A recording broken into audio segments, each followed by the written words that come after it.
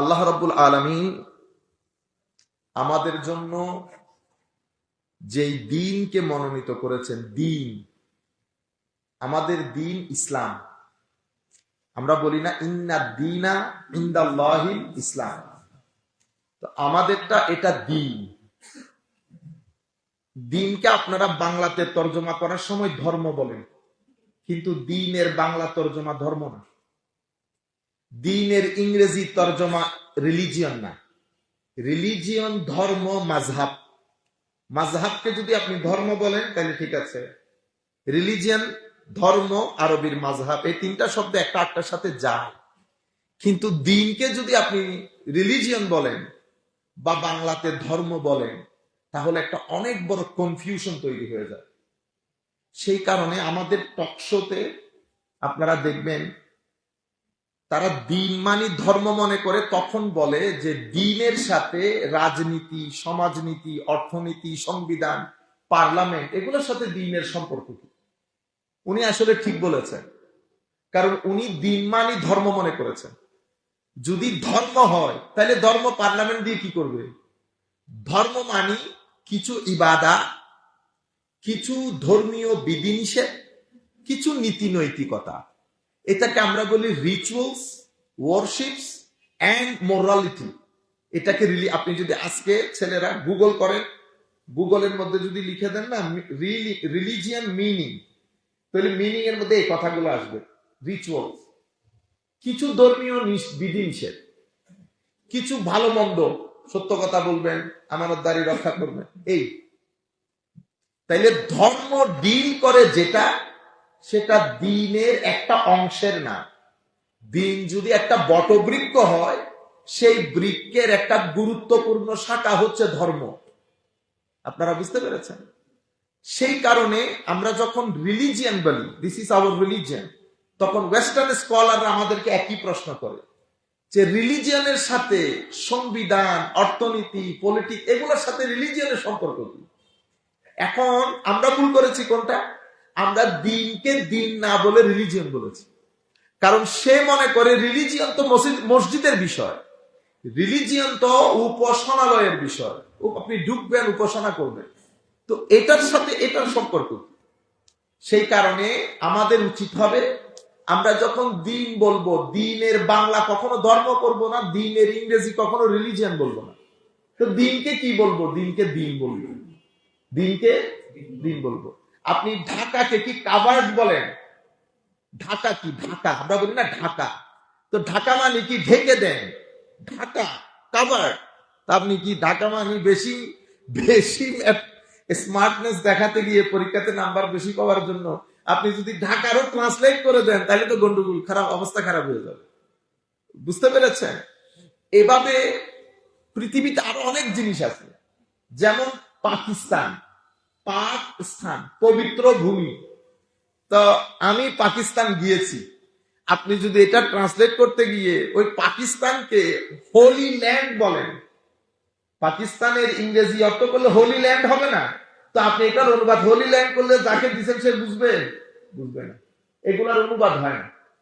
দ্বীনেরও কোনো অনুবাদ নাই, কারণ আপনার আমার ভাষায় দ্বীনকে কমিউনিকেট করার জন্য, প্রেজেন্ট করার জন্য এক্সাক্ট অথবা পারফেক্ট কোন শব্দ নাই। সেই কারণে আমরা যখন দ্বীন বলবো তো দ্বীনই বলবো, দ্বীনের কোনো বাংলা তর্জমা করব না। কারণ এই তর্জমার কারণে, আমি জানি না আমি আপনাদেরকে বিষয়টা বোঝাইতে পারতেছি কিনা, কিন্তু এইটার কারণে ভিতরে এবং বাহিরে অনেক জটিলতার সম্মুখীন হতে হয় আমাদেরকে। এই প্রশ্নগুলো আমাদেরকে নিজেদেরকে প্রশ্ন করা হয়। If this is religion, you saying that Islam is a religion, if it is religion, then what you gonna do in the parliament? You have nothing to do in the parliament. Why you are in the politics? আপনারা বুঝছেন? কারণ ধর্ম কেন রাজনীতিতে আসবে? এই যে আমাদের বলে না, আমাদের এখানে উনি কিন্তু কথা ঠিক বলেছেন, ধর্ম কেন রাজনীতিতে আসবে? আসলে তো কথা ঠিক, ধর্ম তো ইবাদতের বিষয়, রিচুয়ালস, কিছু ধর্মীয় বিধিনিষেধ, এটা তো রাজনীতিতে যাওয়ার কথা না। রাজনীতিতে যাবে দ্বীন। কারণ রব্বানা আতিনা, তারপর দুনিয়া হাসানা, এরপর ওয়াফিল হাসানা। তো দ্বীন কাকে বলে? দিন ফিদ দুনিয়াতে হাসানা এনশিওর করতে হবে, দিন আখিরাতেও হাসানা এনশিওর করতে হবে। তো দিন যখন দুনিয়ার হাসানা এনশিওর করে, এটাকে পলিটিক্স বলে। কারণ পলিটিক্সের ভিতরে কি কি আছে? পলিটিক্সের ভিতরে প্রথমে জাতীয় পর্যায়ে আমার যত অধিকার, আমি তো আর নিজে গিয়ে বলতে পারবো না আমার কি কি সমস্যা, ঠিক আছে? আমি আমার সমস্যাগুলো বলার জন্য একটা মুখ তৈরি করেছি, যিনি আমার রিপ্রেজেন্টেটিভ। ইন্নাল্লাহ ইয়ামুরুকুম আন তুআদ্দুল আমানাতি ইলা আহলিহা। আমি মনে করি অত্র অঞ্চলের জন্য আমার মুয়াজ্জিন ভাই পারফেক্ট মানুষ। আমার যেই সংকট, সেটা জাতীয় পর্যায়ে তুলে ধরার জন্য। তো আমার আল্লাহ আমাকে বলছেন, ইন্নাল্লাহ, নিশ্চয়ই আল্লাহ, ইয়ামুরুকুম, তোমাদেরকে হুকুম দিচ্ছেন, নির্দেশ দিচ্ছেন, আন তুআদ্দুল আমানাত, তোমরা যেন তোমাদের আমানতকে, এটা আমার বড় আমানত, তো আমি যে আপনাকে কনসেন্টটা দিচ্ছি, আল আমানা, আল আমানা। আপনি দেখেন, একটা হচ্ছে আমানতের বহু বচন হচ্ছে আমানাত, ঠিক আছে? তো বহু বচনের সাথে যখন আলিফ লামও আসে, তাহলে এটা কি হয়ে গেল? আল আমানাত। যখন আল আমানাত হবে, বহু বচনের সাথে আলিফ লামও আসবে, তাইলে আপনি এটাকে অর্থ করতে হবে কি, যেই কোনো ধরনের আমানত, যেই কোনো ধরনের আমানত। আমি এটা কোথায় পেলাম? মাদ্রাসার ছাত্ররা বুঝবেন। বেটা, এই আমানত, এটার বহু বচন আমানাত। তো বহু মানে এটা যখন কোন শব্দ যখন বহু বচন হয়, জামা হয়, জামার সাথে যখন আলিফ লাম যুক্ত হয়, এটা আম ফায়দা দেয়। মানে যেই কোনো ধরনের আমানত, পলিটিক্স, ঘর বাড়ি, যে কোনো ধরনের আমানত আপনি কি করবেন? কাকে দিবেন? ইলা আহলিহা, যেই আপনার পক্ষ থেকে জাতীয় পর্যায়ে আপনার স্বার্থকে প্রেজেন্ট করতে পারবে, আপনার ইস্যুগুলাকে ডিল করতে পারবে, সেই হচ্ছে এই বিষয়ের আহাল। এখানে আমি বড় ডক্টর, বড় প্রফেসর, বড় হিরো, এগুলা বিষয় না। আমি যদি এটা ডিল করতে না পারি, আপনি আমাকে দেবে, কোনো লাভ নাই। আচ্ছা, আপনি তো দিয়ে দিলেন, উনি কি করবেন? আমার দায়িত্ব আমি ফুলফিল করলাম। ওনার দায়িত্ব হচ্ছে ওয়া ইজা হাকামতুম বাইনান নাস আন তাহকুমু বিল আদল। উনি যখন আমার ইস্যুটা জাতীয় পর্যায়ে ডিল করবেন, উনি সেটাকে আদালতের উপরে করবেন, জাস্টিস ব্যালেন্সের উপরে করবেন। এটা হচ্ছে আমারটা আমি আদায় করব, ওনারটা উনি আদায় করবেন। তো এটা যখন হয়, তখন রব্বানা আতিনা ফিদ দুনিয়া হাসানা এনশিওর হবে, ফিদ দুনিয়া হাসানা এনশিওর হবে। আপনারা বুঝতে পেরেছেন? আমরা যখন এই যে জাতীয় ভোক্তা অধিকার, বিভিন্ন রেস্টুরেন্টে গিয়ে, ফলমন্ডিতে গিয়ে, বাজারে গিয়ে আমাদের অধিকার রক্ষা করছে না, তার এটা কিসের অধিকার রক্ষা করছে? কারণ যেই জিনিসগুলা খেয়ে আমরা জীবন ধারণ করি, ওইটা খাঁটি কিনা, আমাকে পারফেক্টলি দিচ্ছে কিনা, এটা যে অধিকার আপনি নিশ্চিত করতেছেন, আপনি ভোক্তা অধিকার নিশ্চিত করতেছেন। এখন এটা তো আমার পেটের জিনিস, আবার আমার আছে কিছু মনের জিনিস, কিছু অধিকারের জিনিস। এটা কারা নিশ্চিত করবে? এটা নিশ্চিত করবে জাতীয় পর্যায়ের নেতারা। এই নেতা কারা হবে? যারা এই জিনিসটা বুঝে। এখানে কার টাকা বেশি, কার টাকা কম, তাহলে তো আপনি 2 নম্বরের কথা বলতেছেন, তাইলে আমানতদারি হলো না। আমরা ওই জায়গায় না যাই। আপনারা এতটুকু তো বুঝতে পেরেছেন, রব্বানা আতিনা ফিদ দুনিয়া। তো আপনি ভোক্তা অধিকার, যেমন একটা নির্দিষ্ট প্রিন্সিপালের উপরে খাদ্যদ্রব্য আমাদের কাছে সহনীয় পর্যায়ে নিয়ে আসতেছে, অনুরূপ ভাবে আমার অধিকারটা জাতীয় পর্যায়ে যারা সুচারুরূপে পরিচালনা করবে, ওই সুচারুরূপে পরিচালনার জন্য দিন একটা গাইডেন্স দান করেছে। সেই গাইডেন্সকে রাজনীতি বলে। সেই গাইডেন্সকে, এটা কিসের উপর ভিত্তি? 2টা জিনিসের উপর ভিত্তি, শুরা আদালা। শুরা আদালা, শুরা মানি আপনি যা করবেন পরস্পর কথাবার্তার মাধ্যমে করবেন, সলা পরামর্শ সবাই মিলে। আরেকটা হচ্ছে আদালা, এটা তো অবশ্যই নিশ্চিত করতে হবে যে আমার ব্যালেন্স রক্ষা হচ্ছে। তো রব্বানা আতিনা ফিদ দুনিয়া, এই জন্য দিন একটা বিশাল বৃক্ষ। সেই বৃক্ষের মধ্যে একটা অংশ আছে যেটার উপর আমাদেরকে চলতে হয়, এটার নাম শরীয়ত। এটার নাম কি? শরীয়ত। তাইলে দিনের একটা অংশ হচ্ছে শরীয়ত। মাদ্রাসা ছাত্ররা ভালো করে বুঝবে, শারা আলাকুম মিনাদ দ্বীন, শারা আলাকুম মিনাদ দ্বীন। তা সারা আমারই শরীয়ত, তোমাদের জন্য শরীয়ত নির্ধারণ করেছেন আল্লাহ। মিনাদ দিন, এখানে মিন তাবঈদিয়া, আমরা বলি না মিন কিছু অংশ বোঝানোর জন্য। মিনাদ দিন মানে দিনের কিছু অংশ শরীয়ত, যেটার উপর আমরা চলি, যেটার উপর আমরা চলি। এই শরীয়তের মধ্যে আবার তিনটা জিনিস, ঈমান আছে, আমল আছে, আপনার আধ্যাত্মবাদ তথা ইহসান আছে। আপনারা বুঝতে পেরেছেন? আমি আরেকটা জিনিস আপনাদেরকে পরিষ্কার করে দিই, আপনাদের সবার জন্য ভালো হবে। যারা আমাদের লামাযহাবী ভাই আছে তারাও বুঝতে সহজ হবে। তাই দ্বীনের যে অংশের উপর আমরা চলি সেটাকে শরীয়ত বলে। শরীয়তের জ্ঞানকে ফিকা বলে। কি বলে? ফিকা। শরীয়তে জ্ঞানকে ফিকা বলে। আর ফিকার কাজ কি? ফিকার কাজ হচ্ছে হুকুম লাগানো।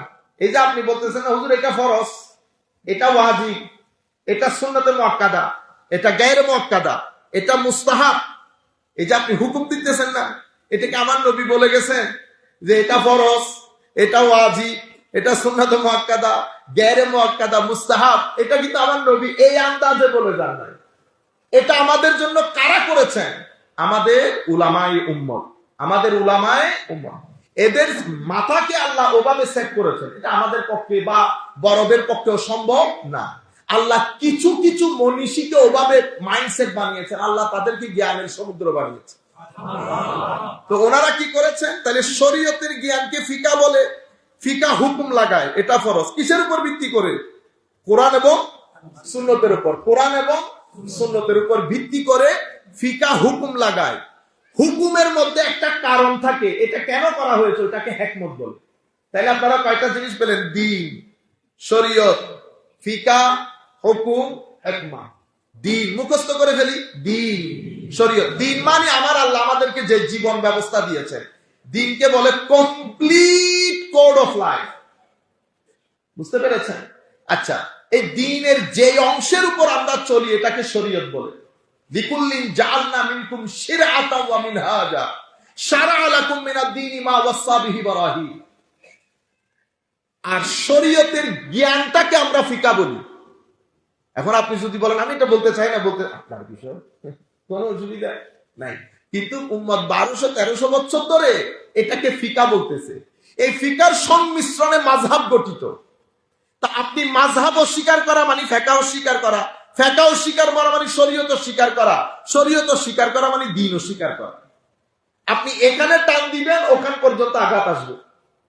আপনি সম্পর্ক ছিন্ন করেছেন আত্মীয়তা, কার সাথে? বোনের সাথে।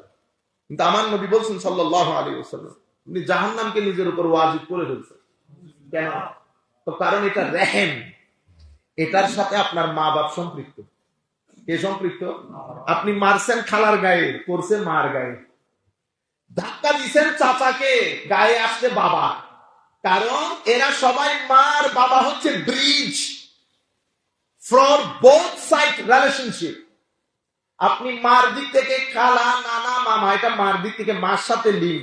আপনি এখানে কারো সাথে বিয়াদবি করবেন, বিয়াদবি মার উপর আসবে। আপনি রেহেম নষ্ট করে ফেলেছেন। কি নষ্ট করে ফেলেছেন? রেহেম নষ্ট করে ফেলেছেন। আপনি বাবার কোন আত্মীয়ের সাথে, লাখ আমার বাবার সাথে আমার চাচার কথাবার্তা না থাকুক, আপনি কে কথা বলা? তারা বায়ে বায়ে দরকার হলে একজন তুলে আরেকজনকে সমুদ্রে নিক্ষেপ করবে। তারা বাই বাইটা তারা দেখবে শেষ বিকালে। তা আপনার কোনো অধিকার নাই। আপনি যদি পারেন দুইজনকে সরাই দেন, আর যদি না পারেন মাথা নিচু করে ঘরে চলে যান। এখানে আরেকজনের গায়ের দিকে দৌড় দিয়েন না। আপনারা বুঝতে পেরেছেন? আমাদের এখান থেকে তো ভ্যালিউসই নষ্ট হয়ে গেছে। ছেলেরা এখন তো মনে হয় যেন মানে চাচার জ্যাঠের একটা জিনিস হইলো মুড়ি মুড়ি চানাচুরের মতো হয়ে গেছে। কেন? কারণ আমার কাছে মনে হচ্ছে আমি দিন দিন জাহান্নামের দিকে চলে যাচ্ছি। মানুষ যেটা জাহান্নামের পথে হাঁটে এই ব্যক্তির হুঁশ জ্ঞান থাকে না, বেগাইরুত টাইপের হয়। আপনারা মাথায় রাখবেন, যখন আপনার ভিতর থেকে হুঁশ জ্ঞান চলে যাবে, হায়া চলে যাবে, তো আপনি মনে করবেন আপনি জাহান্নামের রাস্তায় আছেন। যে ব্যক্তি জাহান্নামের রাস্তা দিয়ে হাঁটে তার থেকে কয়েকটা জিনিস চলে যায়। একটা হচ্ছে হায়া চলে যায়, গাইরত চলে যায়, বেহায়া বেগাইরত অনুভূতিহীন হয়ে যায়, বোধ শক্তিহীন। আপনারা বুঝতে পেরেছেন? জাহান্নামের রাস্তার মধ্যে চললে এই তিনটা জিনিস হয়, বেহায়া হয়, বেগাইরত হয়, বোধ শক্তিহীন হয়ে যায়। খেয়ে আপনার সম্পত্তি খেয়ে হজম করে ফেলতেছে, বুঝতে পেরেছেন? আরো বড় গাড়ি দিয়ে আসে, আপনারা গাড়ির দিকে তাকায়েন না। মানুষ যখন, আমি আপনাদেরকে এটা মুখস্থ করে ফেলেন, মানুষ যখন জাহান্নামী হয়, বেহায়া হয়, বেগাইরত হয়, বোধ শক্তিহীন হয়, আল্লাহ রাব্বুল আলামিন তার থেকে তৌফিক তুলে ফেলে, তাকে রেডি করেন। কিসের জন্য? ওই মালাকুল মউতের জন্য তাকে তৈরি করেন। আর যে ব্যক্তির মধ্যে হায়া আছে, গাইরত আছে, বোধ শক্তি আছে, জান্নাতি লোক, আমার আল্লাহ ঘুরাই ফিরাই তারে তওবা নসিব করাবেন, ঘুরাই ফিরাই তারে। আর একটা জিনিস মাথায় রাখবেন, যেই ব্যক্তির থেকে আমার নবীর ইশক মোহাব্বত উঠে যাবে, আউলিয়া ইকরামের নিসবত উঠে যাবে, সেই দুনিয়াতে থাকতে জাহান্নামের রাস্তায় হাঁটতেছে, দুনিয়ায় থাকতে জাহান্নামের রাস্তায় হাঁটতেছে। সে যে জাহান্নামী কেমনে বুঝবেন? তো চেহারা থেকে গ্লু নষ্ট হয়ে যাবে, চেহারা দেখলে শীতকালে গাছের মতো লাগবে, হা করে থাকবে, কোন দাড়ি এক জায়গায়।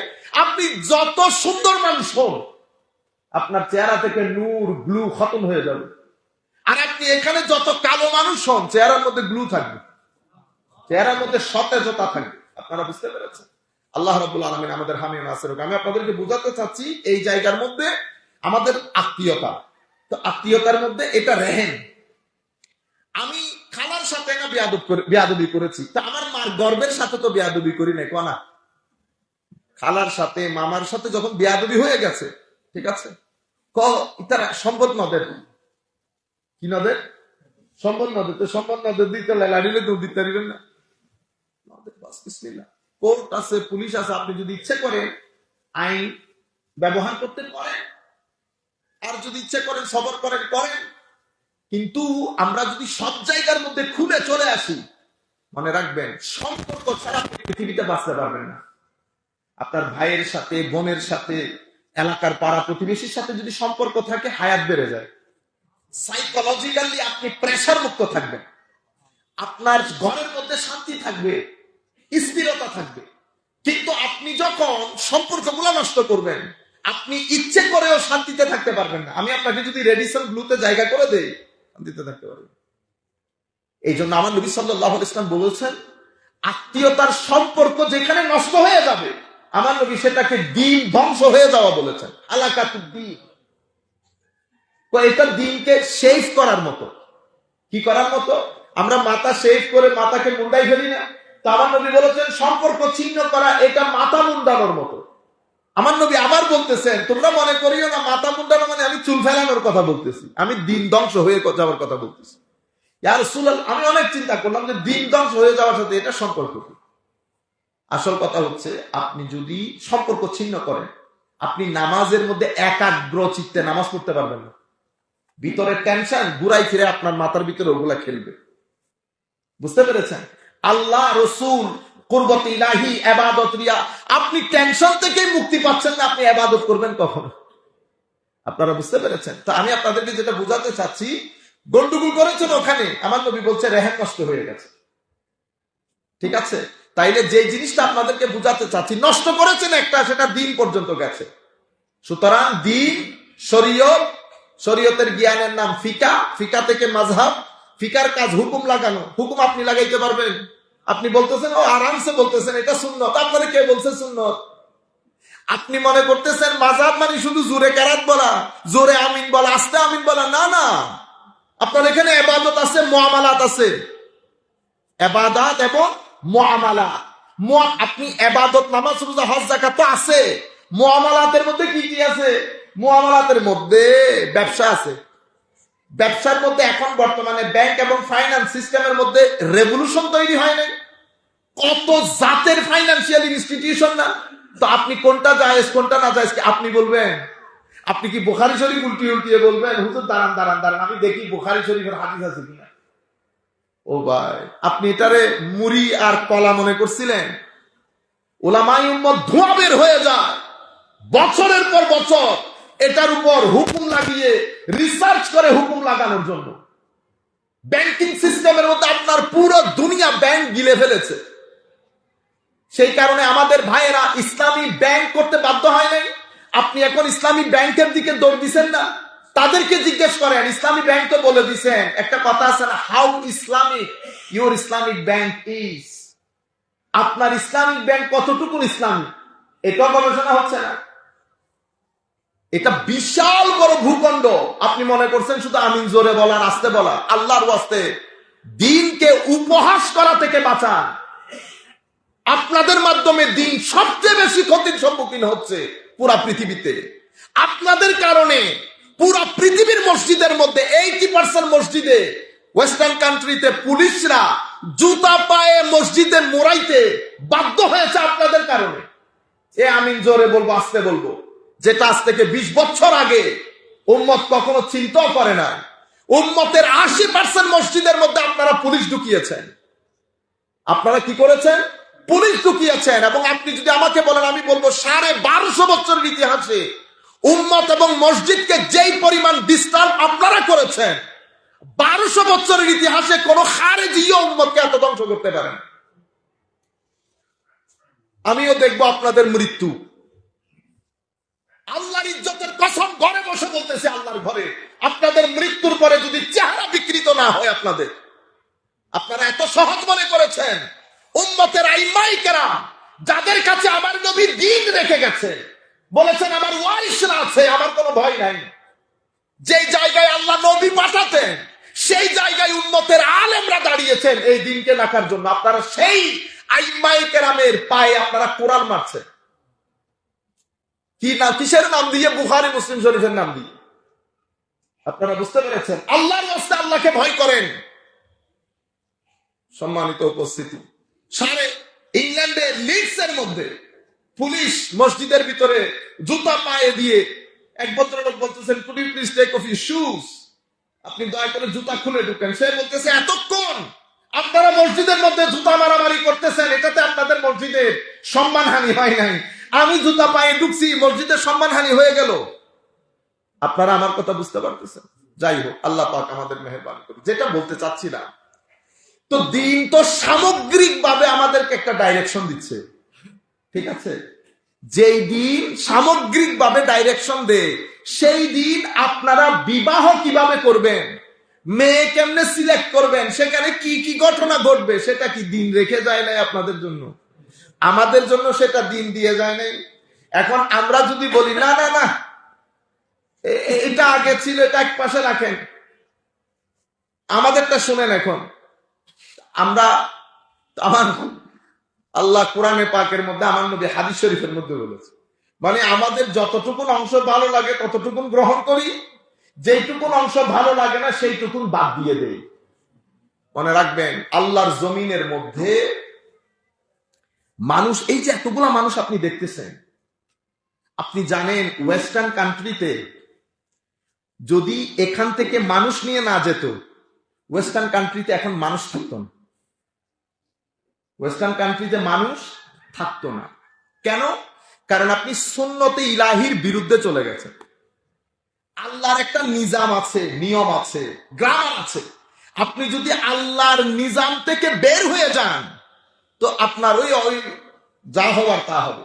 আপনি বাধ্য হয়েছেন এশিয়া আফ্রিকা থেকে ইমিগ্রেশন করে মানুষ নিয়ে যেতে। আপনারা মনে করেন তারা আমাদেরকে মহব্বত করে নিয়ে গেছে, মনে করেন মহব্বত করে নিয়ে যায় নাই। ওই কিসের চিপাই পরে যায় বলেন আপনারা? কিসের চিপার মধ্যে কে পড়ে যায়? এই চিপাই পরে গিয়ে নিয়ে গেছে। যদি ইমিগ্রেশন বের হয়ে যায়, আপনি মানুষ খুঁজে পাবেন না তাদের দেশে। কেন করলো এটা? তারা মনে করেছে সুন্নতে ইলাহির বিরুদ্ধে গিয়ে সভ্যতা প্রতিষ্ঠা করতে পারবে। এটা এত সহজ। সুন্নতে ইলাহি কি? সুন্নতে ইলাহি হচ্ছে আমার আল্লাহ সৃষ্টির প্রত্যেক জায়গায়, সব জায়গায় আল্লাহ জোড়াতে জোড়াতে সৃষ্টি করেছেন, জোড়ায় জোড়ায়। এবং আল্লাহ একটা নিয়ম বানিয়ে দিয়েছেন প্রত্যেক জায়গার মধ্যে। প্রত্যেক জায়গার মধ্যে কবুতর হোক, আপনি কবুতরকে দেখেন না, যে কোনো পক্ষীকুল হোক, তাদের একজনের সাথে একজনের একটা স্বামী স্ত্রীর ব্যাপার থাকে না, বন্ধুত্ব থাকে। সব কবুতর নর নারী একসাথে না, একই খোপের মধ্যে, ওইটার উপর জিন্দেগি অতিবাহিত হয়ে যাচ্ছে। এটা আমার আল্লাহর সুন্নত, আমার আল্লাহর নিজাম। আমাদেরকে আল্লাহ সেভাবে বানিয়েছেন। এটার জন্য আমার আল্লাহ প্লাস এবং মাইনাসের মধ্যে, নারী এবং পুরুষের মধ্যে আমার আল্লাহ একটা অদম্য ইচ্ছা দিয়েছেন। এটাকে আমরা খাহেসাতে নাফসানি বলি। এটা হচ্ছে আপনার ডিজায়ার, আপনার চাওয়া, পরম ভাবে চাওয়া। এটা অনেক শক্তিশালী। এবং এটা এতই শক্তিশালী, এটাকে আপনি যদি পারফেক্টলি ডিল করতে না পারেন তাহলে তো পুরা সোসাইটির মধ্যে অরাজকতা দেখা দেবে। আপনি পুরা সোসাইটির সন্তান ম্যাক্সিমাম আপনি পিতৃ পরিচয় পাবেন না যদি আপনি এটাকে রংলি হ্যান্ডেল করেন। আমেরিকাতে আপনি কিছুদিন পরে পার্লামেন্টের মধ্যে পার্লামেন্ট সদস্যদেরকে যদি বাবা জিজ্ঞেস করেন বলতে পারবে না। এটা জাতির জন্য অনেক সম্মানের না? মানে একটা পার্লামেন্টের, পৃথিবীর সবচেয়ে বড় দেশ, শক্তিশালী দেশের পার্লামেন্টের সংসদ সদস্য যারা, তারা নিজেদের বাবাকে চিনেন না। এটা অনেক সম্মানের না একটা জাতির জন্য? ওই দুরুইয়ে বলে হন না, কুরুইয়ে কি সম্মান? এর চেয়ে বড় লজ্জার আর কিছু হইতে পারে? ইট don't know who is your father. আপনারা বুঝতে পেরেছেন কেন? কারণ আপনি সুন্নতে ইলাহি থেকে সরে গেছেন। কিসের নাম দিয়ে? আধুনিকতার নাম দিয়ে। আপনি যখন এই সুন্নতে ইলাহি থেকে সরে যাবেন, আপনি মনে করছেন হুজুর পিতৃ পরিচয় না জানলে কিসে, হায় হায়, এই দুনিয়াটা আপনার জন্য আগুনে পরিণত হবে। আপনি স্থিরতা, শান্তি, সুখ সবকিছু বরবাদ হয়ে যাবে আপনার। আমার আল্লাহ কি করেছেন? সৃষ্টির সাথে সামঞ্জস্যপূর্ণ করে একটা সিস্টেম বানিয়েছেন। আমাকে একটা অদম্য ইচ্ছা দান করেছেন। আমি কি যে কোনো জায়গায় আমার এই ইচ্ছার প্রতিফলন ঘটাতে পারবো? আমার আল্লাহ বলছেন না বেটা, পারবি না বান্দা। কেন? আমার আল্লাহ কি করলেন? অদম্য ইচ্ছাটা দুই জায়গার মধ্যেই রেখেছেন। দুই জায়গাতে আমার আল্লাহ প্রাথমিকভাবে কিছু প্রিকশনারি স্টেপ বলেছেন। প্রথমে আমাকে বলেছেন তুমি তোমার দৃষ্টি নিচে রাখবা, নাম্বার 1। তুমি নামাজ দোয়াতে থাকবা, নাম্বার 2। নাম্বার 3, তোমার যদি অদম্য ইচ্ছাটা আনকন্ট্রোলেবল হয় তাইলে রোজা রাখবা। দেখছেন? আচ্ছা, 3টা জিনিস বললো না? দৃষ্টি অবনত রাখবো, নামাজ দোয়া, আল্লাহ আল্লাহ রসুলের পক্ষ থেকে যে প্যাকেজ অফ গাইডেন্স, যে প্যাকেজ দান করেছে সেটা আমি গ্রহণ করব। তৃতীয় যে জিনিস, এটা যদি আনকন্ট্রোলেবল হয় তাইলে আমি রোজা রাখবো। 3টা হয়ে গেছে। আমার আল্লাহ এটাও জানেন এটা কখন আনকন্ট্রোলেবল হয়। আপনার বয়সের ব্যাপার আছে।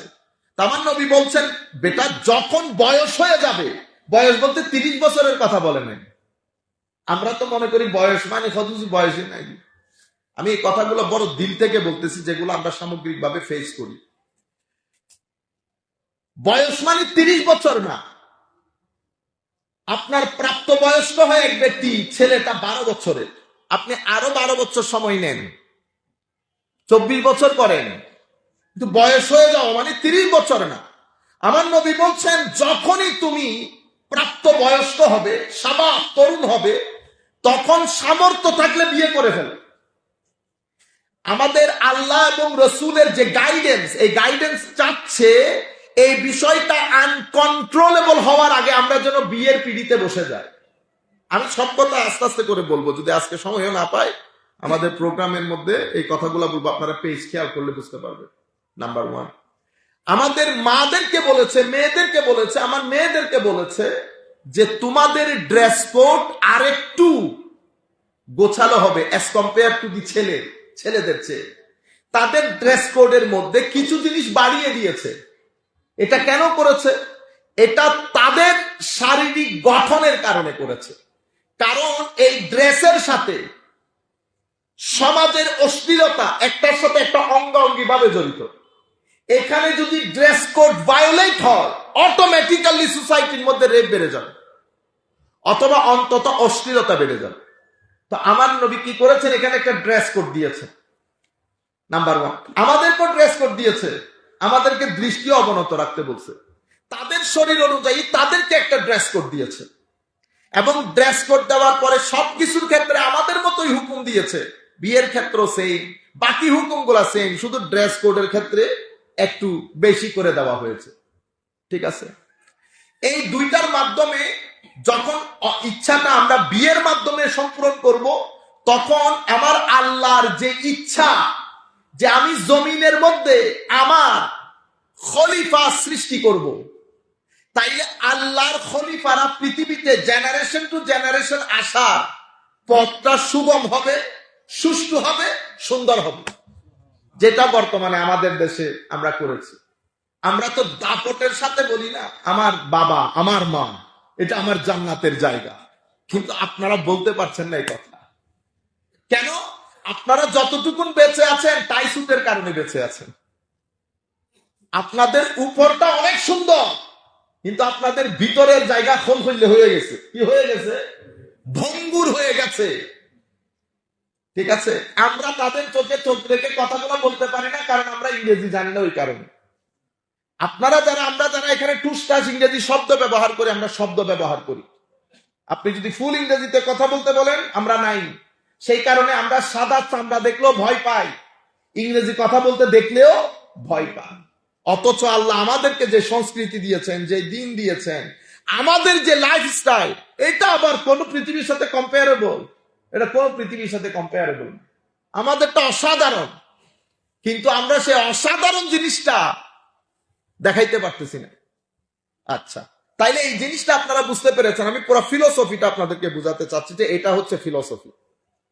এখন নবী সাল্লাল্লাহু আলাইহি ওয়াসাল্লামের মাধ্যমে আমার আল্লাহ যা আল্লাহর পক্ষ থেকে গাইডেন্স আমার নবীর মাধ্যমে পাঠিয়েছেন আমাদের কাছে। আমার নবী যেমন নামাজ রোজা শিখিয়েছেন, আমার নবী সেভাবে বিবাহ শিখিয়েছেন। বিবাহ কি, বিবাহ কিভাবে করতে হয়, বিবাহ কাকে করবেন, বিবাহের মাধ্যমে, বিবাহের মধ্যে কি কি জিনিস থাকবে, সব আমার নবী হাদিসে পাকের মাধ্যমে, সুন্নতের মাধ্যমে, আমার নবী নিজের মাধ্যমে, আমার নবী মেয়েদেরকে বিয়ে দিয়ে আমার নবী পুরো বিষয়টা ক্লিয়ার করেছেন, জিনিসটাকে সহজ করেছেন। আমরা এবার, আমি এই আমাদের নবী কি বলেছেন সেই জিনিসটা 2 সেকেন্ডের জন্য রাখি। আমি আমাদের কালচারটা বলি। মনে রাখবেন, আমাদের যে সংস্কৃতি সেটা সবচেয়ে কন্ডেম সেরকম না। মানে আমাদের সংস্কৃতি যে সবচেয়ে বর্জনীয় সেরকম না। যা গ্রহণীয় রাখবো, যা বর্জনীয় তুলে সমুদ্রে নিক্ষেপ করতে হবে। সেই কারণে আল্লাহ দিন পাঠান। দিন কেন পাঠান? সমাজের মধ্যে তো একটা সংস্কৃতি আছে অলরেডি। দিন পাঠান আপনাদের জন্য যেটা ভালো সেটা শিখানোর জন্য। তা আমরা কি করব? দিনকে রেখে সংস্কৃতিকে মিলাবো।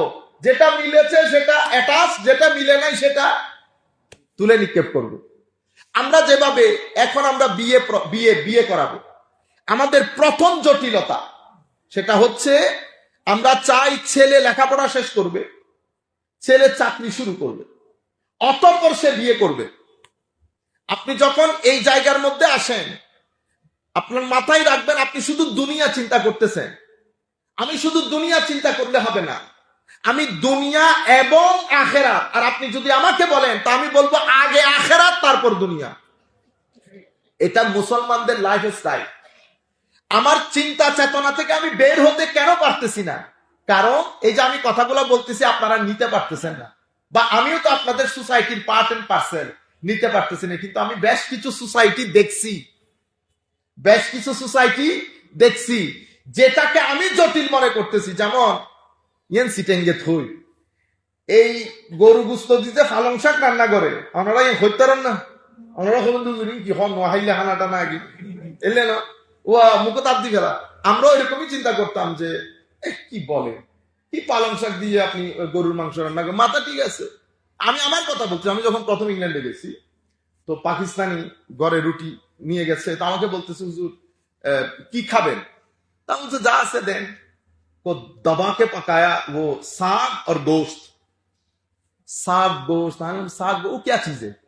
कहते यानी वो नहीं है गाय की गोश्त और पालक मानी पालक शाक, पालक मिल के पकाया। मैंने कहा ओह नहीं, वो मेरे बाप दादा ने भी नहीं खाया, वो छोड़ो कुछ और मंगाओ। तो बोलते से ताइले का काज करी, তাইলে ডাল আলম ভাই ডাল হইলো দিয়ে দে। আমি নো। তো একসাথে বসছি খাইতে, সে ওই তরকারি দিয়ে সেই খাচ্ছে, সে শুধু আমাকে বলতেছে হুজুর একটু টেস্ট করে দেখে। ইন্না লিল্লাহ, টেস্ট যখন করছি ইয়া রাব্বানা, এটা জান্নাতের ফুডের চেয়ে মজা লাগছে আমার। কি রে এটা কিভাবে? ও শাক বলতে আপনারা ওই শাকটাকে পেস্টের মতো করে ফেলছে, একেবারে পেস্ট। ওখানে গরুর অস, এবং ও বলতেছে হুজুর আপনি नहीं खा रहे, हमारे शादियों में अगर ये सालून ना दिया जाए तो गड़बड़ हो जाता है।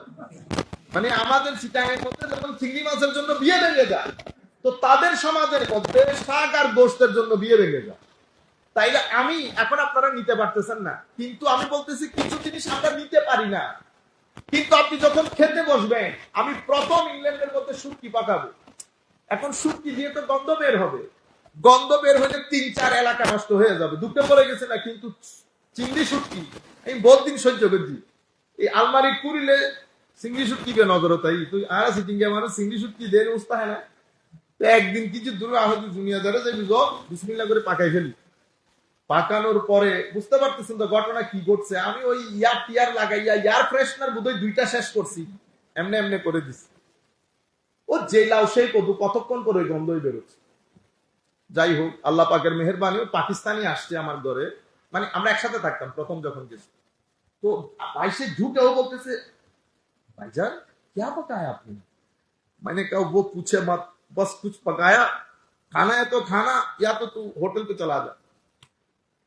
ও খাইতে বসছে, আমি ওই কাকরল আছে না, কাকরল একদম ফ্রাই করে, খুব টেস্ট হয়। কিন্তু প্রথমে সে অনেক কিছু বলে ফেলছে, पता नहीं अब बंगाली लोग क्या क्या खा जाते, ये लटरम पटरम। मैंने कहा बोल तू।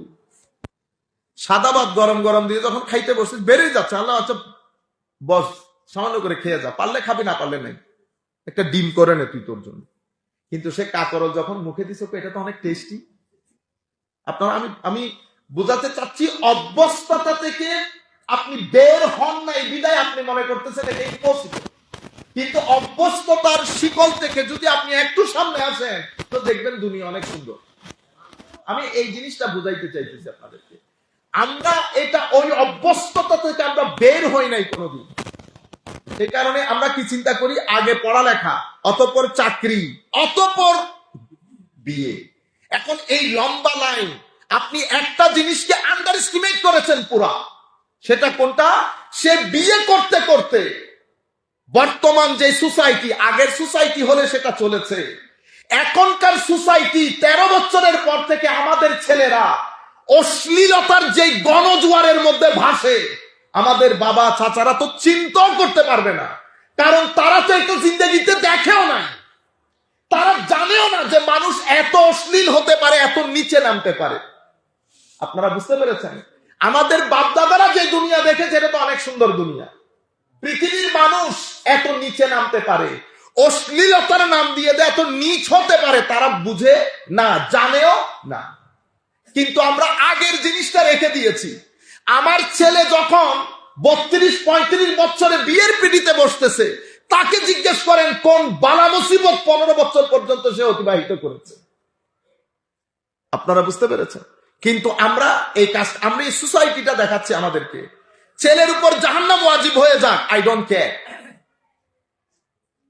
এখানে অনেক ধরনের অঘটন ঘটে, আপনারা কাউন্ট করেন কি কি ধরনের অঘটন ঘটে। মসজিদের মধ্যে সব বেজাজের মুসল্লি থাকে, আমরা বলতে পারি না, আপনারা ক্যাশ করে নেন কি কি ঘটনা ঘটে। এরপরে আপনারা মেয়ে দেখতে লাগেন, মেয়ে দেখতে দেখতে দেখতে কিছু মেয়ে থাকে আমাদের বর্তমানে, মা জানে সম্পর্ক আছে, কিন্তু মা সম্পর্ক লুকায়। আমাদের মারা শুনতেছেন কিন্তু কথাগুলা, আপনি সম্পর্ক লুকালেন, আপনি এতদিনের সম্পর্ক না বাবার সাথে না ভাইয়ের সাথে ডিসকাস করেছেন, ঘরের মধ্যে অশান্তি হবে, আপনি জিনিসগুলাকে হাইড করেছেন। হাইড করে আপনি যখন সম্পর্কের মধ্যে বিয়ে দিয়েছেন, 3 দিনের মাথায় বিয়ে ভেঙে গেছে, 3 দিনের মাথায় বিয়ে ভেঙে গেছে। আর আমাদের মেয়েরাও শুনতেছে ঘরে বসে, বেটা আপনারা যখন এই ধরনের সম্পর্কে জড়ান, আপনারা এত বিশ্বাস করে ফেলেন, আমি আপনাদেরকে করজোড়ে পায়ে হাত রেখে বলতেছি, আপনারা কাউকে বিশ্বাস করবেন না। এখানে যত সম্পর্ক হয় 99% ধোকাবাজ। আপনিও হয়তো ধোকাবাজ, এই ধোকাবাজি চলে, আপনারা ভিডিও হাবি জাবি অনেক কিছুর মধ্যে চলে আসেন, যার কারণে সারা জিন্দেগি বয়ে বেড়াতে হয়। আমি ছেলেদেরকে বলতেছি, বেটা এটা এখন যে কথাটা বলবো, সেটা গিয়ে আল্লাহর ওয়াস্তে লিখে রাখবেন। সেটা কি? আপনি এখন ইন্টারমিডিয়েটে পড়তেছেন, ক্লাস 10-এ পড়তেছেন, এখন আপনার সম্পর্কের বয়স না, এখন বদমাইশি করার বয়স না। মনে রাখবেন, 10 intermediate first year, second year, honours first year, all together 4 years. এই 4 বছরে আপনি নিজেকে যদি উপরে তুলতে চান, উপরে তুলতে পারবেন। আর যদি এই 4 বছরে নিজেকে ধ্বংসের অতল তলে তলিয়ে দিতে চান, সেটাও পারবেন। এই 4 বছর জীবন অনেক সবুজ, কিন্তু জীবন এরকম সবুজ না। আপনি বলতেছেন না তোমার জন্য আমি পারবোই না বাঁচতে, এটা 2 দিনের 3 দিনের দিন বুঝবেন এগুলা তো ধোঁকা দুনিয়াতে। আপনারা বুঝতে পারেন এখন যে কথাগুলো বলবো, এখন যে সেন্টেন্সটা বলতেছি বেটা, এই 4 বছর যে কোনো উপায়ে নিজেকে রক্ষা করেন। যদি এই 4 বছর নিজেকে রক্ষা করতে না পারেন, সারা জিন্দেগি আপনাকে ভুগতে হবে, সারা জিন্দেগি ভুগতে হবে। আর কিছু দুর্ঘটনা যদি ঘটে যায়, আপনি যখন মৃত্যুর বিছানায় খাটে শোবেন, মানুষ দাফন কাফনের মধ্যে যখন বলবে না ছেলেটা কেমন ছিল, তখন প্রত্যেকের মনে ওই আপনার ঘটনা ভাসবে। দুনিয়াও বরবাদ হবে, আখিরাতও বরবাদ হবে। আমি বিনয়ের সাথে বলছি, আপনারা দয়া করে, কারণ আমি জানি আপনারা কোন মুসিবতের মধ্যে আছেন। হয়তো সোসাইটিও জানে, হয়তো আপনার মা বাবা জানে না। আমি আপনাকে বলছি, যেই ধরনের মুসিবতই হোক, এই 4 বছর নিজের চরিত্রের উপর কোনো কালিমা লেপন করতে দিয়েন না। যদি আপনি এটা 4 বছর নিজেকে কন্ট্রোল করতে না পারেন, তাইলে মনে করবেন সারা জীবন পস্তাতে হবে। চাকরি বলেন, কোটি টাকা বলেন, কোনো কিছুই আপনাকে শান্তি দিতে পারবে না। আমি মেয়েদেরকে বলছি, আমার মেয়েরা, বোনরা যারা ঘরে বসে শুনতেছেন, মারাও, বেটা ম্যাট্রিক থেকে অনার্স ফার্স্ট ইয়ার পর্যন্ত আপনারা দয়া করে সম্পর্ক, অমুক সমুক সব কিছু থেকে নিজেদেরকে দূরে রাখেন। এটা আমার জন্যও না, আপনি যদি মনে করেন আখিরাতের জন্য না, নিজের জন্য। আপনি যদি এটা করতে না পারেন, তো আপনার সারা জিন্দেগি আপনাকে শ্বাস ফেলতে হবে, আপনি শান্তি পাবেন না। বর্তমান সমাজে এই যে আমাদের এখানে বিয়ের তালাকের রেট, ডিভোর্স রেট আসমানে গিয়ে পৌঁছেছে। মুসলমানদের, আমার নবীর উম্মতের মেয়েদের ডিভোর্স রেট আসমানে পৌঁছাবে, এটা তো মেনে নেওয়া যায় না, এটা মেনে নেওয়া যায় না। কেন? এই ম্যাট্রিক থেকে অনার্স ফার্স্ট ইয়ার পর্যন্ত 4 বছর আপনি এটাকে যদি রংলি ইউজ করেন, ডিভোর্স বাড়বে, অশ্লীলতা বাড়বে, রেপ বাড়বে। এই 4টা জিনিস আমরা যারা সরকারে বা আমরা যারা নেতৃত্ব স্থানে থাকি, আমাদেরকে বুঝতে হবে। এখন আপনি যদি গুলি মারেন রেপ বন্ধ করার জন্য, অশ্লীলতা বন্ধ করার জন্য, অরাজকতা বন্ধ করার জন্য, আপনি এখানে লাভ নাই। যেখান থেকে জিনিসটার উৎপত্তি, সেখানে হাত দিতে হবে। আমি আপনাদেরকে যেটা বোঝাতে চাচ্ছি, এরপরে একে তো দেরি করে বিয়ে, এরপরে মেয়ে ঠিক করছেন, মেয়ে দেখতে যাচ্ছেন দলে দলে, বাবা, খালা, মা। কেন? আপনি কি মেয়েটা আপনার ছেলের জন্য বউ হিসাবে ঠিক করে ফেলছেন? যদি ঠিক না করে থাকেন, তো শরীয়ত, আপনি দুনিয়া বাদ দেন, দুনিয়াবি হলে আপনি দেখেন, কোনো অসুবিধা নেই। শরীয়ত কিন্তু আপনাকে অধিকার দেয় নাই। আপনি যে এভাবে মাইক্রো ভর্তি করে, আপনি যে একটা রেস্টুরেন্টের মধ্যে একটা মেয়েকে দেখে বা জামাত না বলতেছেন, এটা পছন্দ হয় নাই। আপনি একটা মেয়ের মানসিক অবস্থাকে হত্যা করেছেন। এই কথা, এই কালচার আমার নবী আমাকে শিক্ষা দেন নাই। আপনারা বুঝতে পেরেছেন? এখানে তো খালারে ন হদিকা লাই, আইজু কোন মেয়ে ঠিক হয়ে জানো, খালারে নহইকা, খালা বিয়েও না। আবার হাতের মধ্যে তসবিহ নিয়ে নিয়ে ঘুরেন, ইন্না লিল্লাহি ওয়া ইন্না ইলাইহি রাজিউন। আপনারা দ্বীনই বুঝতে পারেন নাই, আমরা দ্বীনই বুঝতে পারি নাই। আপনারা মনে করবেন হুজুর আপনি আবার কোন পুকুরের মাছ, আপনার ওখানে হয় নাই, হয়েছে তো, সেই জন্যই তো বলতেছি। এখানে যদি আপনি এর বিরুদ্ধে দাঁড়ান, আপনাকে প্রত্যেক কদমে কদমে কথা শুনতে হয়। বেশি বুঝেন দেন, নতুন মলই দেন, নতুন অমুকই দেন, বুঝছেন না? এগুলো আবার প্রথম কাতারে দাঁড়িয়ে নামাজ পড়ে। আপনি আমার নবীর কিছু জিনিস গ্রহণ করবেন, কিছু জিনিসের মধ্যে আপনি জাহেলি যুগের ওই ধারাগুলো আপনি অ্যাপ্লাই করবেন, তাহলে তো আপনি আমার নবীর হতে পারবেন না। আমার নবী কিন্তু পুরো প্রসেসের জন্য সাজেশন, অ্যাডভাইস দিয়ে গেছে। এমন না যে আমার নবী এখানে কোনো হুকুম দেন নাই। যদি হুকুম না দিত, তাইলে মনে করতাম যে হুকুম দেন নাই, আপনি করতেছেন। গলত কাম কিভাবে শুরু হয়েছে দেখেন, সবাই মিলে দেখছেন। আচ্ছা, প্রথমে তো পছন্দ হয় নাই, বলে দিলেন, মেয়েদের মানসিক অবস্থার উপরে ঠাডা পরে ঠাডা যখন আপনারা কালেকটিভলি বলেন মেয়ে পছন্দ হয়নি। নাম্বার 1। নাম্বার 2, গেছি পছন্দ হয়েছে কার? ছেলের। বাবারও পছন্দ হয়েছে, মারও পছন্দ হয়েছে। পছন্দ কার হয় নাই? বোনের, ভাইয়ের। এ বিয়ে করা যাবে না। ছেলে বলতেছে পছন্দ হয়েছে, আর সে বলতেছে না পছন্দ হয় না, বিয়ে তুই বিয়ে তুই করবি। এই কথা যেই ব্যক্তি বলবে তার মুখে থুতু দিয়ে বলবেন লাগবে না তো, আমার বিয়ে আমি করব। আমার নবী বলছে পছন্দ আমাকে করতে, তোকে না। আমার মেয়ে আমি পছন্দ করব, এবং মেয়ে ছেলেকে পছন্দ করবে। মেয়ে ছেলেকে করবে, ছেলে। আমার নবী কিন্তু বলেছেন ছেলে মেয়ের কথা, শ্বশুর শাশুড়ির কথা বলে না। মেয়ে ছেলেকে পছন্দ করবে, দেখবে। ছেলে মেয়েকে পছন্দ করবে, দেখবে। এই দুইজনের পছন্দ পছন্দের উপর। তাইলে আমরা কোনটা করবো? আমরা পরিবার দেখব। আমরা আমাদের সাথে আত্মীয়তার যেতে পারবে কি পারবে না, কুফু দেখব। আমাদের সাথে সম্পর্কের কতটুকু উঠানামা, এগুলা দেখব। As far S main proposal ছেলে এবং মেয়ে, এটা একজন আরেকজনকে দেখে পছন্দ করবে। আর এখানে কত নিয়ম আছে। আমি যদি ছেলে সম্পর্কে জানতে চাই, তো এটা একটা ব্যাপার হলো, আমি এখানে আসলে পুরো এলাকায় স্ক্রিনিং হয়ে যাচ্ছে না? আমি যদি মেয়ের সম্পর্ক জানতে চাই, মেয়ের এলাকার মধ্যে মেয়ে না দেখে মতো স্ক্রিনিং হয়ে যাচ্ছে না? কিন্তু এই যে আমরা দলে দলে যোগদান করি, এরপরে দুর্ভাগ্যবশত, সবচেয়ে বড় দুর্ভাগ্য, এখানে আবার প্রত্যেক প্রাণীর পছন্দ হতে হবে। এবং চট্টগ্রামে তো আমরা এত আল্লাহ পাক, এটা আমি কোন শব্দ বলবো জানি না, সবার পছন্দ হয়েছে, কিন্তু বড় বোনের জামাইয়ের পছন্দ হয়।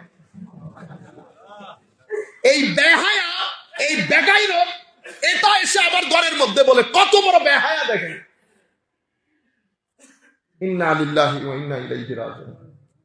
বিয়ের পছন্দ হয়ে গেছে সবার, এরপরে আপনারা বসেছেন ফর্দ নির্ধারণ করতে। আমি এই কথাগুলো, আমি যেগুলো এখানে রাখছি, কমপ্লিট আমার নবীর কথা অপোজিট। আমরা যা কিছু করতেছি মহরের মধ্যে, চট্টগ্রামের মধ্যে যদি বিয়ে করেন, তাইলে আমার ধারণা হচ্ছে এখানে মহর দিতে হয় না। মাহার জিনিসটা কি?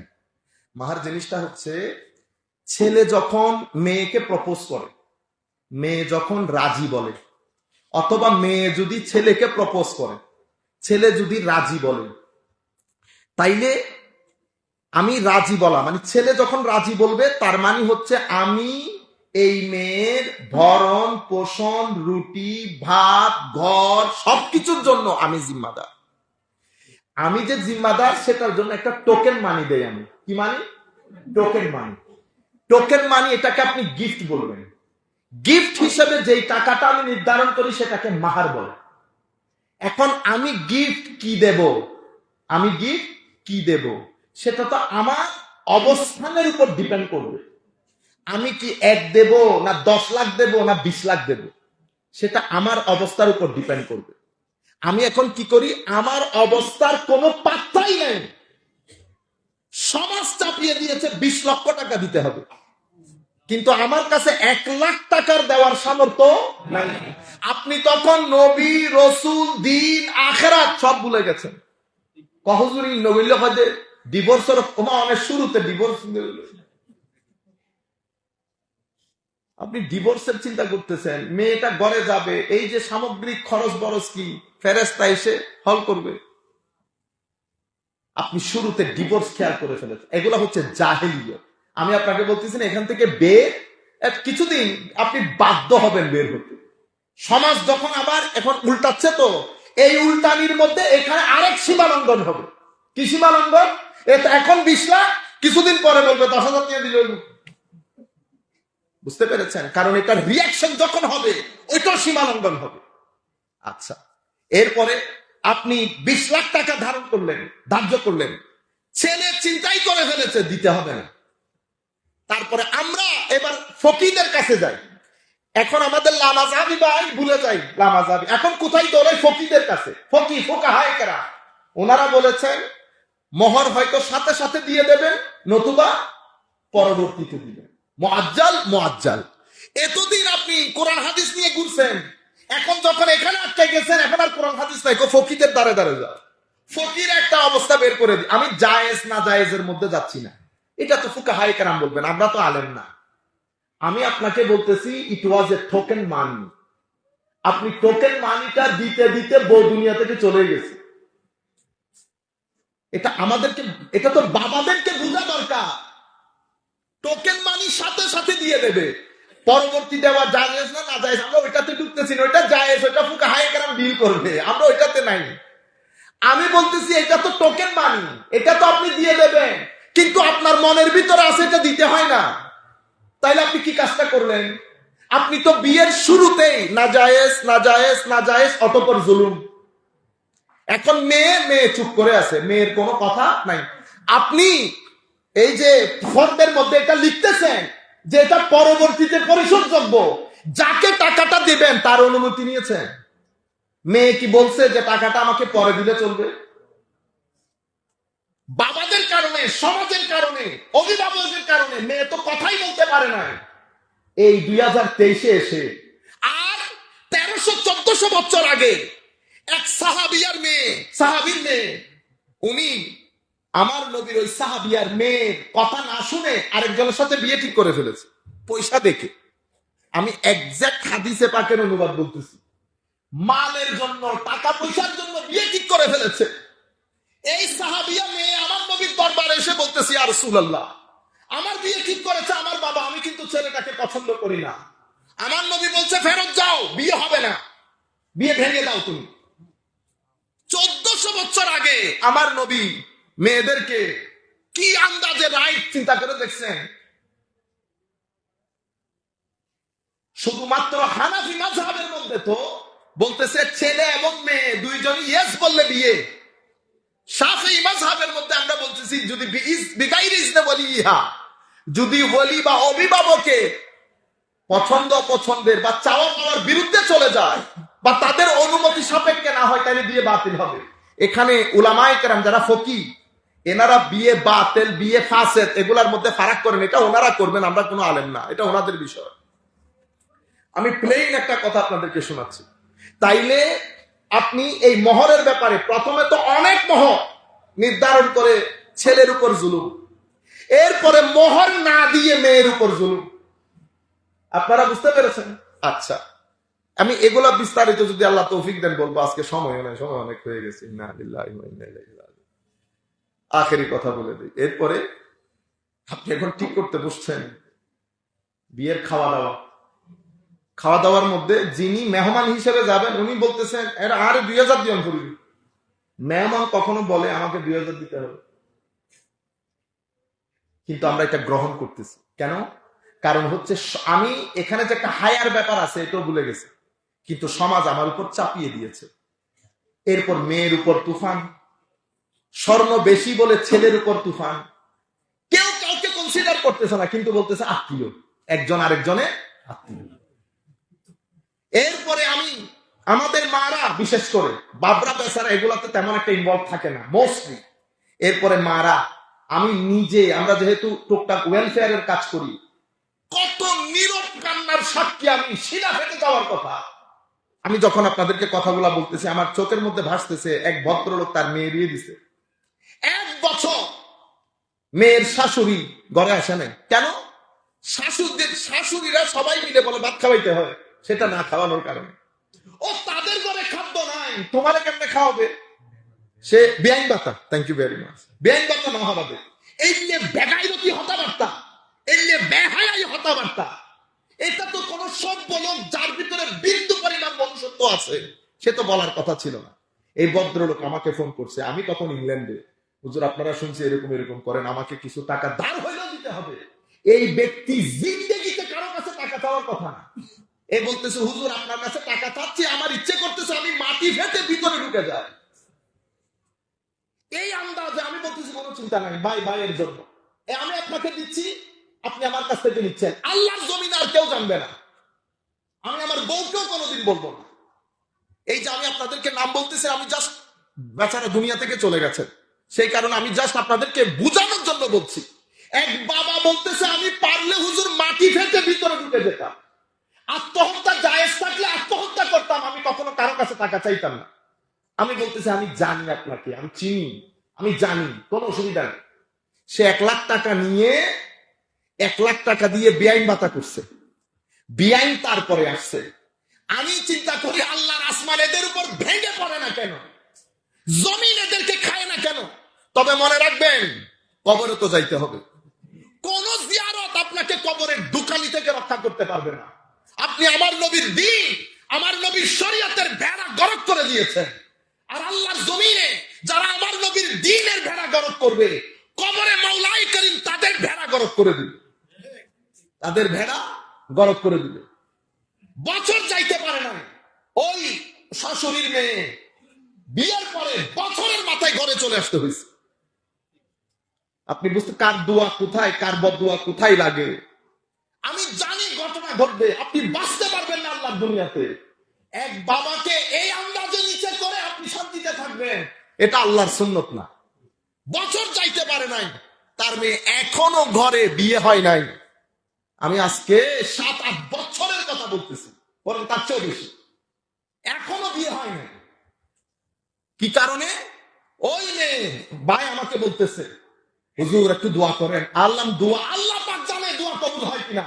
যে জুলুম তোমার মা করেছে, হুজুর এই কথাটা আপনি আমাকে বলেন নাই। আপনারা ঘরের মেয়েদেরকে কন্ট্রোল করতে না পারলে শাড়ি পরে হাঁটেন। আমি কথাগুলো খুব কঠিন করে বলতেছি আপনাদের জন্য না, এখানে এই চোখগুলা বিভিন্ন জায়গায় যাইতেছে কথাগুলো। এখানে একটা বড় রেভলিউশন দরকার। সেই কারণ বিয়ে হচ্ছে আমাদের সামাজিক সুখ শান্তির মার্কাজ, এবং এই মার্কাজটা যদি আমরা নষ্ট করে দেই, তাহলে আপনি এখান থেকে ভালো ফ্রুট আশা করতে পারবেন। যে বিয়েতে শুরুর দিন থেকে হারাম, জুলুম সবকিছু ইনভলভ হয়, সেই ফ্রুট থেকে সেখানে আপনি গৌসুল আজম আশা করতে পারবেন। সেখানে আপনি বলতেছেন, হুজুর আমার একটা ভালো ছেলে। ভালো ছেলে কোত্থেকে আসবে? ভালো ছেলের জন্য একটা ঘর লাগে, পেটের মধ্যে হালাল লাগে, সিনার মধ্যে নূর লাগে। তারপরে না আপনাদের সন্তান পৃথিবীতে যারা আসবে ভালো হবে। এখন যে আন্দাজ আপনি তৈরি করেছেন, আমাদের মতো মানুষ হিমশিম খেতে হয়েছে সমাজের এই মাহলের জন্য। ফর্দ করার জন্য দুনিয়ার মানুষ কতগুলো নিয়ে বসি, নিতে হয়। এটা ভাই, এটা খালাতো ভাই, এটা দুইজন যাতে বিয়ে কি করি গেলেন, ইয়ে ঘন মতো হয়ে গেলেন।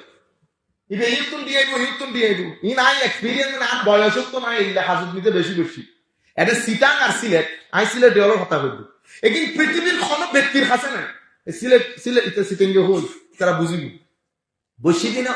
আই তো এখন তো আমি চুটকির মধ্যে হইতারি এটা অনেক কিনলে এসছি, ঠিক আছে। ঘটনা পুরো ঠিক আছে, ইয়ে তোর খালতো ভাই মাতি না, আপনারা খিতা করই আমি বুঝি আর না। মানে এখন আমার নতুন করে কথা নবই কথা কইবেন ফরজ জুমার নিতে আমি ওদের বাচ্চা মরিচ লাগাই মসজিদ নিতে, ঠিক আছে। তো আমি ক্ষতি বা এলাকার আলেম বলে সম্মান করে কথাবার্তা বলে না। মোস্টলি বিয়ে দিয়ে সব ঠিক, প্রত্যেকে বন্ধু, খালাতো ভাই, ফুফাতো ভাই, চাচা নিয়ে যায়, তারা বেড়া গরব করে দিয়ে।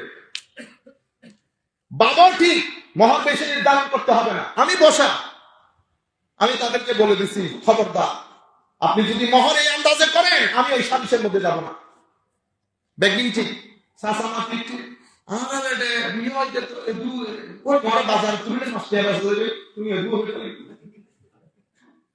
এগুলা হচ্ছে আল্লাহ যদি তৌফিক। আমি এই এতক্ষণ যে কথাগুলা বলছি, এই সব কথার মধ্যে একটা হাদিস বলে আমাদের বক্তব্য শেষ করি।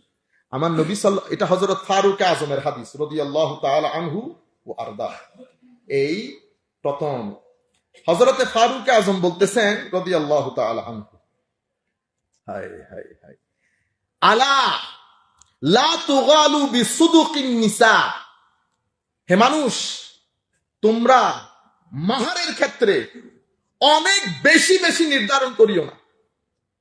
ফাইন্নাহা লাউ কানাত মাকরুমা ফিদ দুনিয়া আও তাকওয়া ইনদাল্লাহ, যদি এটা দুনিয়ার মধ্যে কোনো সম্মানের কিছু হইতো বা আল্লাহর দরবারে এটা তাকওয়া পরহেজগারি হইতো, লাকানা আউলাকুম বিহান নবী সাল্লাল্লাহু আলাইহি ওয়াসাল্লাম, তাহলে মাহারকে সর্বোচ্চ চূড়ায় গ্রহণ করতেন আমার নবী সাল্লাল্লাহু আলাইহি ওয়াসাল্লাম। এটা যদি তাকওয়া হতো অথবা সম্মানের কোনো কিছু হতো আলাইহিস সালাম।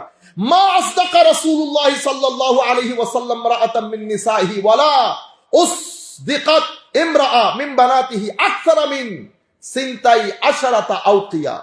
আমার নবী বিয়ে যা করেছেন এবং মেয়েদেরকে বিয়ে দিয়েছেন, আমার নবী 12 আউকিয়ার বেশি আমার নবী মাহার নির্ধারণ করেন নাই। মহর বেশি নির্ধারণের মধ্যে যদি সম্মান থাকতো অথবা এটা তাকওয়া পরহেজগারি হইতো, এটা আমার নবী সবচেয়ে বেশি এগিয়ে আসতেন এটার জন্য। অথচ আমার নবী বলেছেন, তুমি এক সাহাবী অনেক মাহার দিয়ে বিয়ে করেছেন। আমার নবী জিজ্ঞেস করেছেন কত মাহার দিয়েছো, উনি বলেছেন এত। আমি পরবর্তীতে শোনাবো পুরো হাদিসটা। আমার নবী বলতেছেন ওয়া ওয়া ওয়া, মনে হচ্ছে তুমি পাহাড়ের মাঝখানে পিতলের চাষ করেছো। আমার নবী এই ব্যাপারে আর কোনো কথাই তাকে জিজ্ঞেস করে নাই। সে বুঝতে পেরেছে, তিনি বুঝতে পেরেছেন আমার নবী বিষয়টা পছন্দ করেন নাই। ফারুক আজমের জমানায় যখন মাহার অনেক বেশি বেশি গ্রহণ করা হচ্ছে, ফারুক আজম পুরা কেসকে পার্লামেন্টে নিয়ে এসেছে, মহর কমাও যাতে বিয়েটা সহজ হয়। আপনারা বুঝতে পেরেছেন। কিন্তু এখনকার বিয়েতে আপনি 10 লক্ষ টাকা বাদে প্রত্যেকটা ব্যক্তি যাদের এখন 10 লক্ষ টাকা বিয়েতে খরচ করতে পারবে, বাংলাদেশে এই ধরনের মানুষের রেশো কত জানেন? মোর দেন যারা 10 লাখ টাকা খরচ করতে পারবে না, এটার রেশো মোর দেন 75%। 75% মানুষ যারা বিয়েতে 5 লাখ টাকা খরচ করতে সমর্থবান না, তাদের গলায় পা রেখে আমরা 15-20 লাখ টাকা আদায় করতেছি। আপনি বরকত থেকে পাবেন। ছেলে বিয়াদব কেন হবে না? ছেলে মা বাবার অবাধ্য কেন হবে না? আমরা আর কথা না বাড়াই। আমার নবী বলেছেন দরকার হলে যদি সুবিধা হয়। এক সাহাবীকে বলতেছেন ইয়া রাসূলুল্লাহ, আমার কাছে টাকা পয়সা নাই, কেমনে কি করব? তা আমার নবী বলেছেন এত টাকা আছে কই? ইয়া রাসূলুল্লাহ নাই। এত আছে কই? ইয়া রাসূলুল্লাহ নাই। দূর, কোরআন শরীফের সূরা টুরা মুখস্থ আসেনি কই? ইয়া রাসূলুল্লাহ ওইটা আছে। কই ওইটারে মোহর বানাইয়া হইলো বিয়ে করে ফেল। আরে আমার নবী সাল্লাল্লাহু আলাইহি ওয়াসাল্লাম করে বলেছেন, আরে আরে না পারো লোহার একটা আংটি দিয়ে হইলো বিয়ে করো। কিন্তু আপনি লোহার আংটির কথা আমার নবী এমনিতে বলছেন। মূল বিষয়টা হচ্ছে যার যার সামর্থ্য অনুযায়ী, যার যার সামর্থ্য অনুযায়ী। আমি তো আজকে আমার কোরআন হাদিস থেকে কোনো কথা বলি নাই, আমি জাস্ট আপনাদেরকে সিচুয়েশনটা তুলে ধরেছি। এই সিচুয়েশনটাকে আপনারা আমার চেয়ে কম জানেন, আপনারা আমার চেয়ে বেশি জানেন। কিন্তু আমি বললাম কেন, এটাকে বলে একজন আরেকজনকে বিষয়টা তুলে ধরে ঝাঁকুনি দেওয়া। একজন আরেকজনকে বিষয়টা তুলে ধরে ঝাঁকুনি দেওয়া। আমি কোরআনে পাকের মধ্যে আমার নবী সাল্লাল্লাহু, আমার আল্লাহ বলছেন ওয়া মিন আয়াতিহি আন খালাকালাকুম মিন আনফুসিকুম আজওয়াজা, আল্লাহ তোমাদের মধ্য থেকে তোমাদের জোড়া সৃষ্টি করেছেন। ওয়া জাআলা বাইনাকুম মাওয়াদ্দাতা ওয়া রাহমা, এবং তোমাদেরকে তোমাদের পারস্পরিক ভালোবাসা, প্রেম, প্রীতি, বন্ধন এবং শান্তি দান করেছেন। একজন আরেকজনকে দেখলে একটা শান্তির উদ্রেক হয়।